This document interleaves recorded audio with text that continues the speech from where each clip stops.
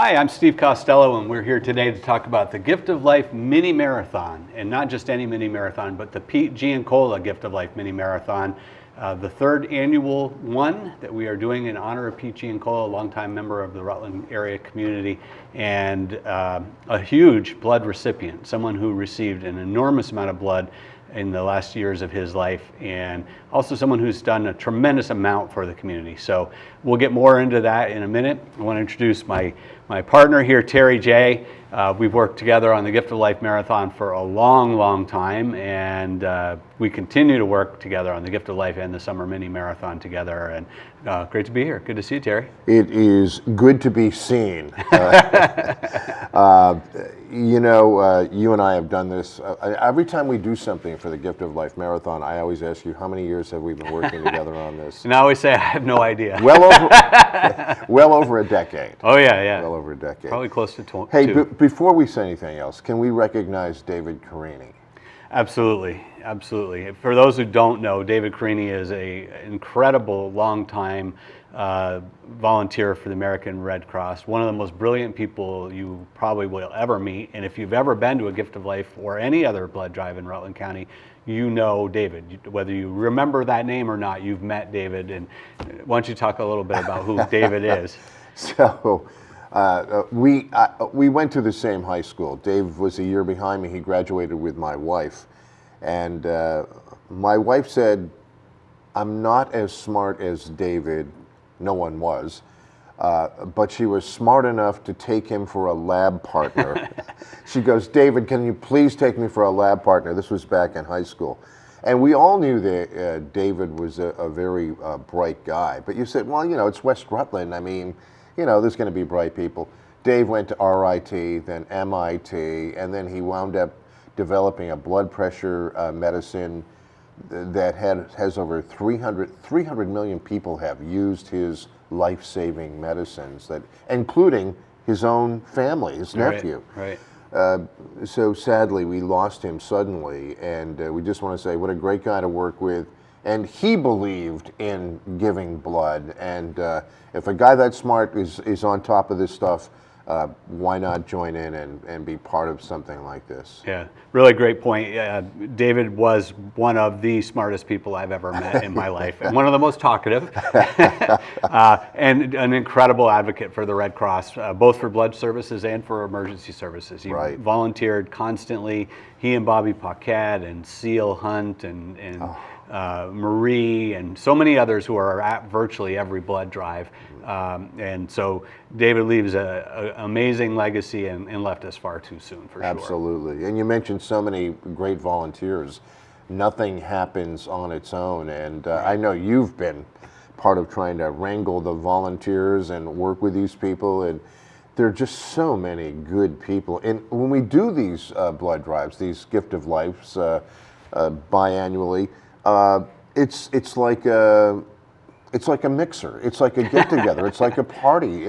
It's always these good reunions and great conversations that take place. And if you guys have been part of this, you know exactly what we're talking about. Yeah, absolutely. So if you're just joining us, we are here to promote the Gift of Life Pete Giancola Gift of Life Mini Marathon, which is going to be July 12th from 10 a.m. to 6 p.m. at the U.S. Army Reserve Center on Post Road in Rutland Town. And appointments are still available.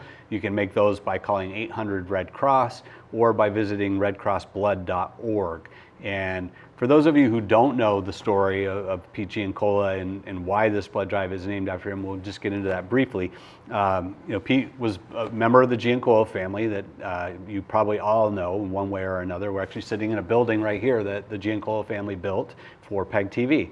And Pete, about 10 years, right around 2010, was diagnosed with cancer and was told he didn't have a whole lot of time left.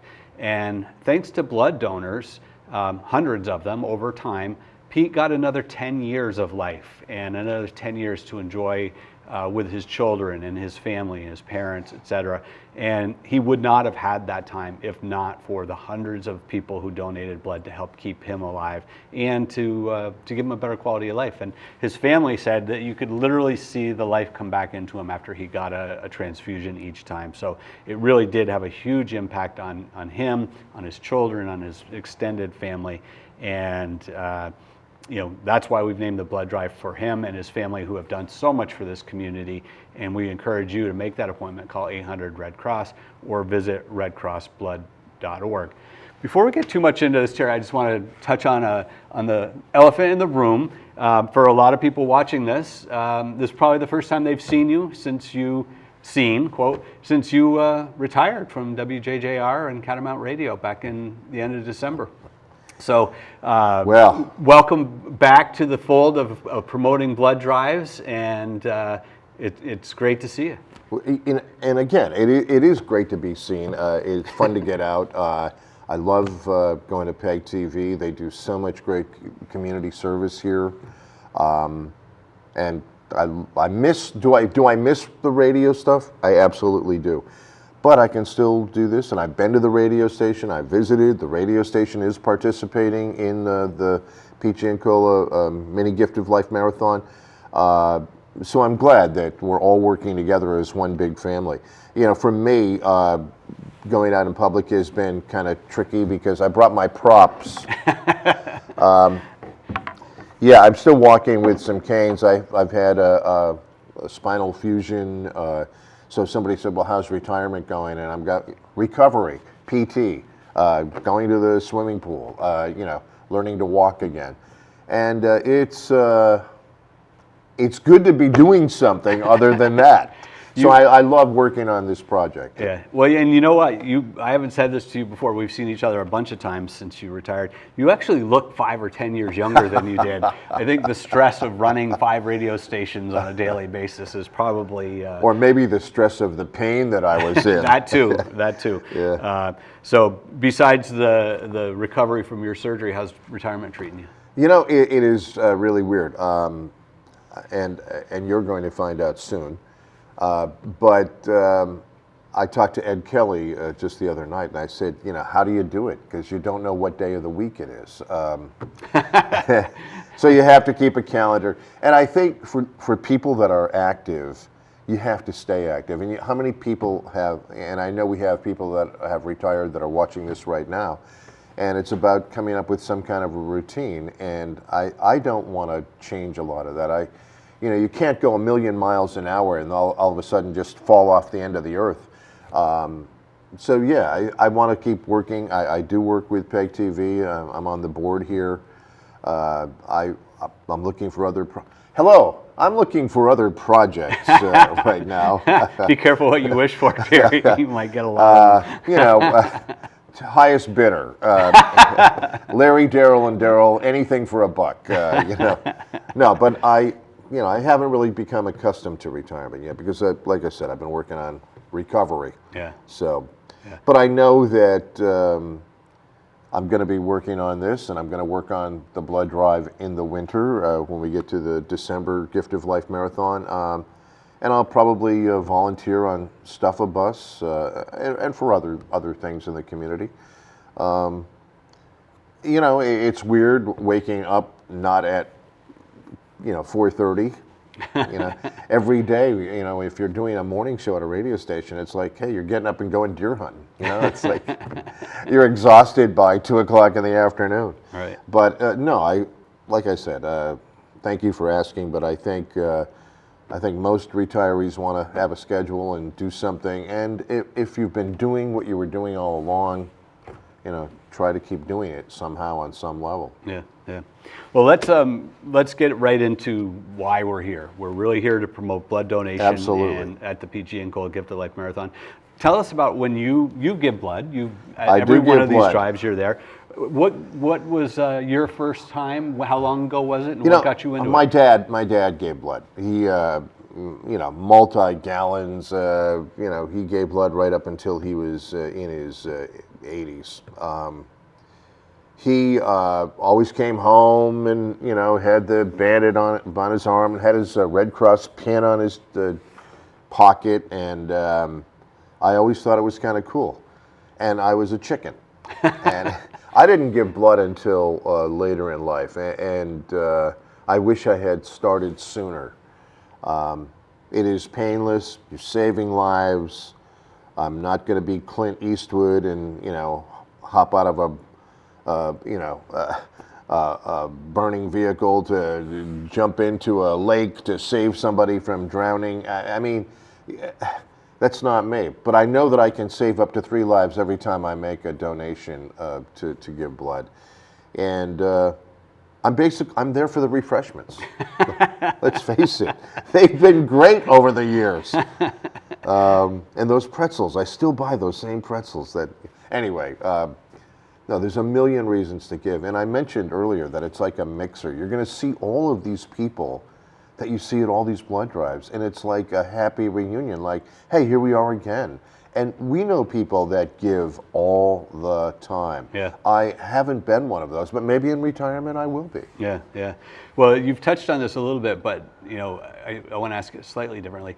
You know, you retired 6 months ago, 7 months ago almost now, and it would have been really easy to kind of pack the tent and be done with all this kind of community service. Why is the Gift of Life and the mini marathon so important to you? Well, I mean, yeah, first of all, per capita, Vermont does better than a lot of other states. And per Vermont capita, Rutland does better than a lot of other towns. So this area, I think, has become really important. And we always say, look, yeah, we have the record, but we cannot sit here and rest on our laurels. At a beach, no one's going to mistake me for a lifeguard when they see this. Can you zoom in on that? No. Anyway, this is the number. What is that number? I can't read it. 2350. Okay, 2350. So that is, you know, I wear that number. I mean, that's why I keep coming back. That's why this is important to me. Right. And I know it is to you. Right. You know, it means something. Right. And what Terry's talking about, if you don't know, that 2350 is the number of pints that were collected in 2013 at the Gift of Life Marathon. Rutland set the national record for a one-day blood drive. We had 5 locations throughout the city and throughout the area, and broke the previous record of 1968 that had been held by Manchester, New Hampshire for a few years. And here we are, 9 years later, coming up on 9 years later, and Rutland still holds that national record, which is pretty amazing. That's nice. Wow. And the ink hasn't even faded yet. I think that we can't rest on our laurels. And I think that this is who we are. And I think when we started doing this and started going for the record, we said, look, if you can't rescue somebody, you know, the damsel in distress, and, you know, if you're not a first responder, because I'm running the other way, and God bless our first responders, but if you want to save lives and you're a chicken like me, you can give blood. Right. You can do that stuff. And I think that this is, you know, you may not have a lot of money, you may not have a lot of time, but if you take an hour or so and sign up to give blood, you're gonna give a gift that can, well, literally save lives. All right. Now, you just touched on the giving part. Let's talk about that a little bit. First-time donors are really important. You know, we have an older population in Vermont. We're losing regular donors all the time.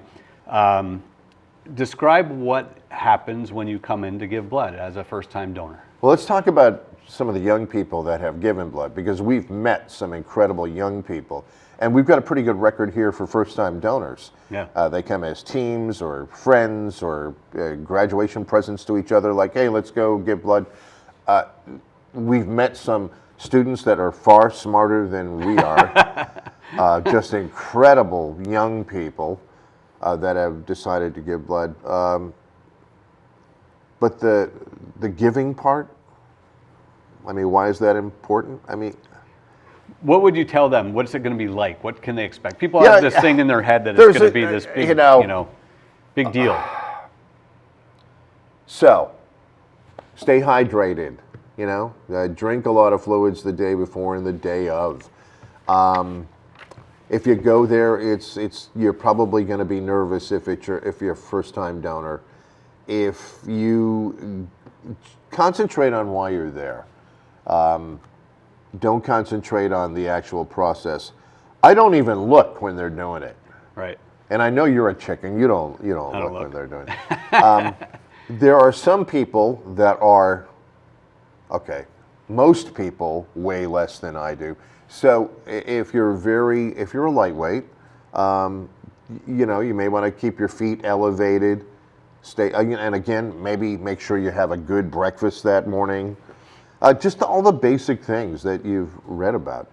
But you don't feel a pain. The most painful thing is when they take your finger and prick your finger to test the hemoglobin or the iron in your blood, and that's the most painful thing of the entire, Right. prick, and that's it. Right. I'm like, oh my God, I'm gonna faint. The rest of it from there is easy. Right. Right.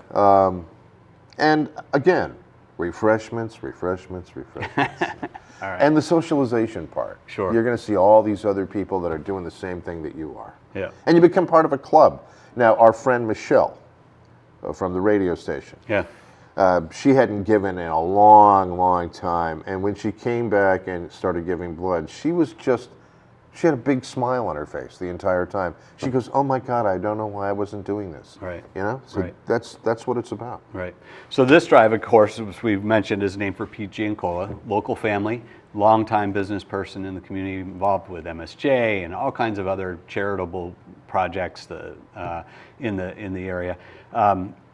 You knew Pete pretty well. How did you get to know Pete? And it was really in a variety of different capacities, right? Well, I have this on my mind. We were talking about Michelle. Michelle worked with Pete at the Giancola family company, and she said one of the funniest things was Pete would be playing his horn out back sometimes, so he was concentrating and thinking. And she loved Pete. You know that. I first met Pete. I was doing a broadcast at MSJ for some reason, and someone introduced me to Pete, who was in high school at the time, and he played sax, and he was going to be in the McDonald's marching band for the Thanksgiving Day parade. Yeah. And I was like, wow, this kid must be pretty good. I had no idea that years and years later that I would actually be playing in a band with Pete. Right. But Pete had been famous for playing with Satin and Steel, under the wing of Billy Comstock, and hanging out with those guys. He was the young guy, Yeah. with a bunch of old guys like us. I mean, but what was he like as a business person? Even though Michelle said he was the most relaxed and laid back guy, he was the kind of business guy that did business, but also volunteered, took his business skills, helped out Christ the King, helped out MSJ, helped out wherever he could. I mean, he was the kind of guy that he was a smart guy, very bright. Yeah. And you, as you alluded to, got to know him through music. You played together lots of times. And I understand he was kind of a unique character in both his skill set and the way he treated and worked with other members of his band. I always said that the gig could be so-so. You'd look out there and, people would be sitting in the back kind of ignoring the band, but Pete would be animated. And I think he was animated most of the time. Just, he had that big Cheshire cat smile. So he was definitely animated, but he was, if there are musicians listening, watching this, he was what you call a generous musician. Like, he would take joy in whatever you were doing. He was a great listener on the stage. He would know what you were doing, and he would interact with, a sax and a drummer. I mean, I could see a keyboard player and a drummer doing something, but he would get into what you were doing. And then he'd turn around and look at the guitar players and go, wow. And if he did something, he would applaud you like he was in the audience, not on the stage. I mean, he was that kind of guy. Yeah. Very generous. Neat, neat. And I know you have kind of watched his kids grow up. His kids are now involved in the Pete Giancola Gift of Life Mini Marathon. They're helping promote it on Facebook and Right. social media and to their contacts and through the businesses.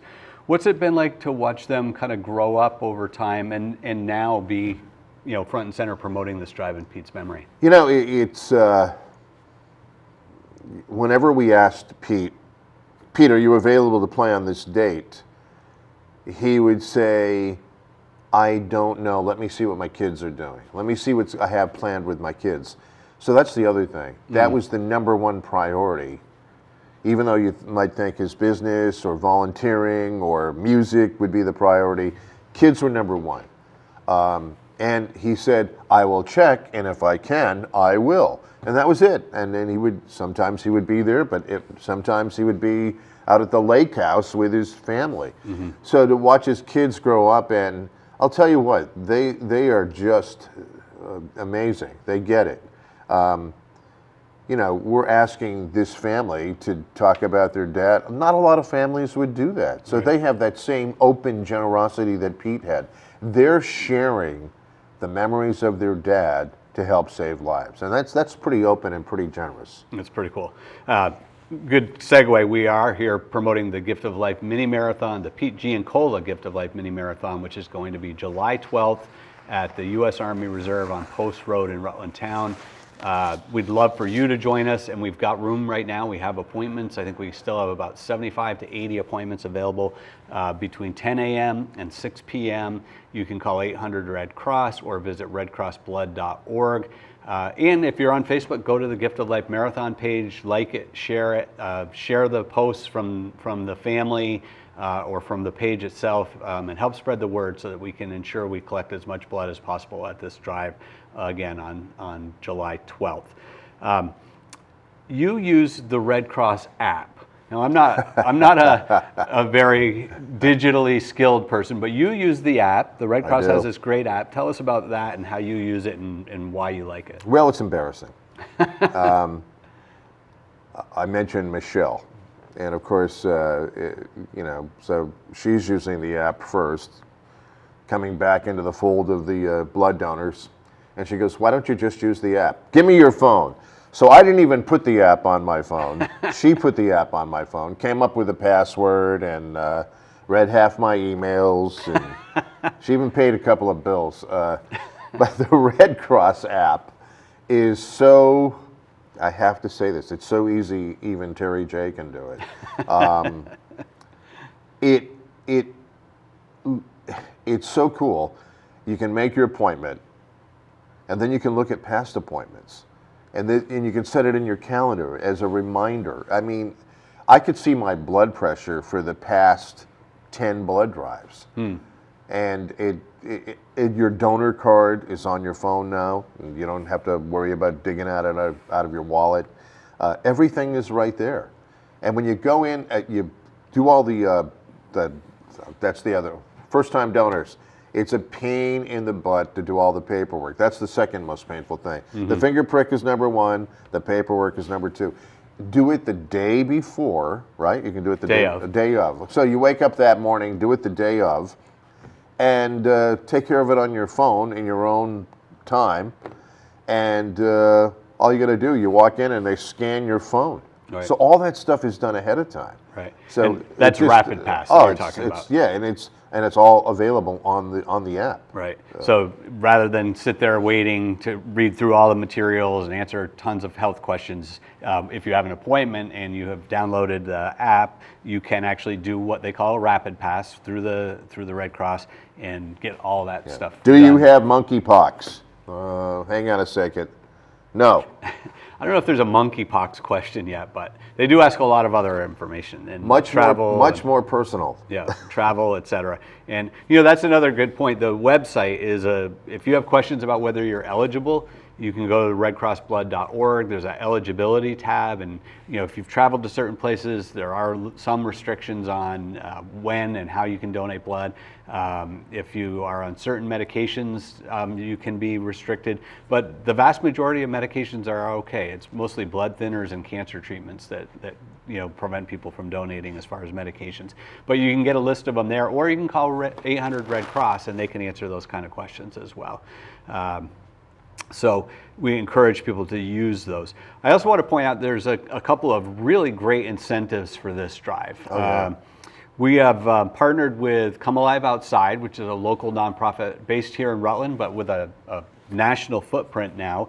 And Arwen Turner and her staff at Come Alive Outside secured thousands of hydro flasks from the manufacturer for free, and they've been using them in a variety of different ways to promote what they're doing, but they've also been a huge supporter of the blood drives over the last couple of years, and we have, again, hundreds of hydro flasks available for free to donors at this drive. So if you make an appointment while supplies last, you will get a free hydro flask when you come in and donate blood on July 12th, and you also will get a $10 gift card from Suburban Propane. And this is not a propane card.